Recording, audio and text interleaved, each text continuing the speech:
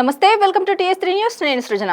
జ్యోతినగర్లో ప్రముఖ PMJ jewellery షాప్లో జరిగిన భారీ దోపిడీ ప్రజలను షాక్ అయ్యేలా చేసింది. తుపాకులతో వచ్చిన 5 దొంగలు షాపులోకి చొరబడి సిబ్బందిపై కాల్పులు జరిపారు. ఈ ఘటనలో 4 సిబ్బంది గాయపడ్డారు.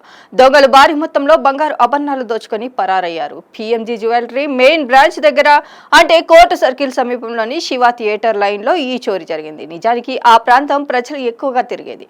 అలాంటి చోట ఇంత ధైర్యంగా దోపిడీలు పాల్పడ్డారంటే అది మామూలు స్కెచ్ కాదు. అందులోనూ మెయిన్ బ్రాంచ్ ని టార్గెట్ చేశారంటే వారు భారీ దోపిడీ ప్లాన్ తోనే వచ్చినట్లు లెక్క. ఆయుధాలతో జస్ట్ బెదిరించడమే కాదు, అడ్డుకోవడానికి ప్రయత్నించిన సిబ్బందిపై కాల్పులు కూడా జరిపారు. అంటే వాళ్ళు ఇలాంటివి చేయడంలో ఆరితేరిన కేటుగాళ్లు అనుకోవచ్చు. సమాచారం ప్రకారం 5 దొంగలు 2 బైకులపై వచ్చి షాప్ లోపలికి చొరబడ్డారు. వారు తుపాకులను చూపి సిబ్బందిని బెదిరించి కౌంటర్లలో ఉన్న బంగారు ఆభరణాలు తీసుకున్నారు.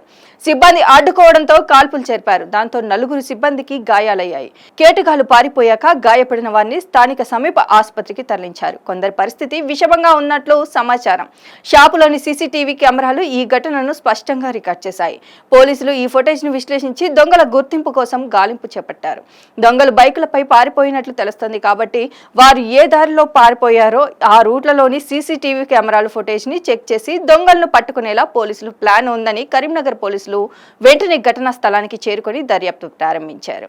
నిందితులను గుర్తించి త్వరగా అరెస్ట్ చేసి దోపిడీకి సంబంధించిన ఆభరణాలను వెనక్కి తీసుకురావడానికి ప్రత్యేక బృందాలు ఏర్పాటు చేశారు అని పోలీస్ అధికారులు తెలిపారు.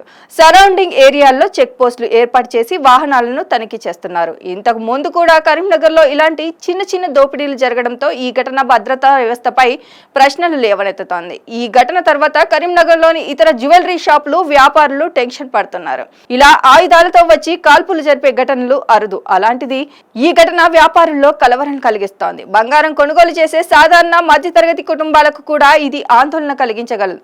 ఎందుకంటే వారు నగల షాప్ కి వెళ్లాలంటే భయపడతారు. తమకు సేఫ్టీ ఉంటుందా అనే ఆందోళన వారిలో ఉంటుంది. మేము ఏడాది పొదుపు చేసి నగలు కొంటాం, అలాంటి దోపిడీలు జరిగితే ఎలా సురక్షితంగా ఉంటాం అని ఒక స్థానికుడు అన్నారు. తెలంగాణలో గత కొన్ని నెలల్లో జ్యువెలరీ షాపులపై దాడులు పెరిగాయి. హైదరాబాద్, వరంగల్ వంటి ప్రాంతాల్లో కూడా ఇలాంటి సంఘటనలు నమోదయ్యాయి. ఇది ఆర్గనైజ్డ్ క్రైమ్ నెట్వర్క్ సంకేతం కావచ్చు. పోలీసు శాఖ ఇంటెలిజెన్స్ లను మెరుగుపరచాల్సిన అవసరం ఉంది. షాపుల్లో సీసీటీవీలు, సెక్యూరిటీ గార్డులు తప్పనిసరిగా ఉన్నారో లేదో చూసుకోవాలి. అనుమానాస్పద వ్యక్తులను చూస్తే వెంటనే 100కు సమాచారం ఇవ్వండి. విలువైన నగలు కొనుగోలు చేసేటప్పుడు ఇన్సూరెన్స్ తీసుకోండి. కరీంనగర్ పీఎంజే జ్యువెలరీ దోపిడీ ఘటన తెలంగాణలో భద్రతా వ్యవస్థ బలహీనతను బయటపెట్టింది. పోలీసులు త్వరగా నిందితులను పట్టుకొని ఎత్తుకెళ్లిన నగలు వెనక్కి తీసుకురావాలి. ప్రభుత్వం, పోలీస్ శాఖ ఇలాంటి సంఘటనలు మళ్లీ జరగకుండా కఠిన చర్యలు తీసుకోవాలి. ప్రజలు అప్రమత్తంగా ఉండి ఒకరికొకరు సహాయపడాలి.